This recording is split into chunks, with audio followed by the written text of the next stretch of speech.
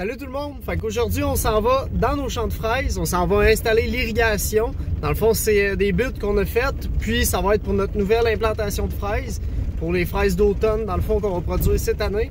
Donc là, il faut aller installer l'irrigation, installer les tuyaux, bref, mettre le champ tout beau, tout prêt pour accueillir les nouveaux plants.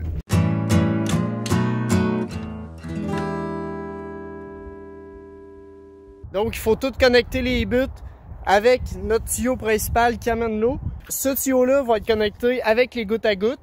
Puis eux, ils s'en vont dans toute la rangée de buttes. Donc eux autres irriguent les plants de fraises d'une bonne façon. Pour préparer nos buttes à accueillir notre irrigation, il faut enlever le plastique ici, creuser un espace, enlever la terre, puis bien aplanir tout ça ici, tout niveler. Donc on va commencer ça tout de suite. On a quand même une couple de buttes à faire. Donc je vais vous montrer l'avancement puis éventuellement le résultat final. Bon, donc finalement, j'ai changé de travail.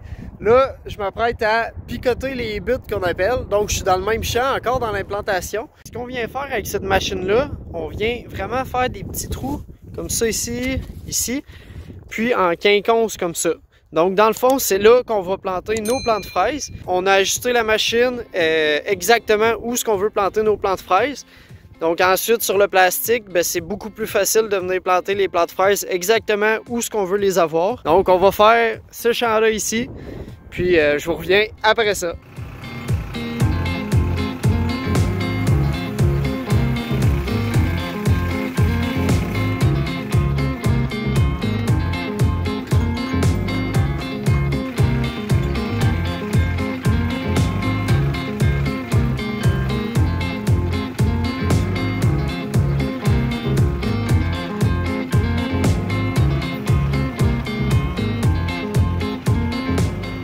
Bon, alors je viens de finir le champ. Donc comme vous avez pu voir un petit peu tantôt lorsque je filmais, il y a des travailleurs qui ont commencé à tout faire les fins de butte dans le fond, les débuts de butte où est-ce qu'on va mettre l'irrigation. Donc c'est ça que ça va donner comme résultat final. Ici on va rajouter un tapis noir.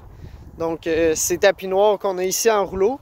Donc on trouve que ça fait plus propre, puis après ça, ça va mieux pour tout réparer s'il y a des fuites dans l'irrigation ou n'importe quoi qui peut arriver, ça va mieux, on a plus facilement accès à notre irrigation puis à tous nos tuyaux.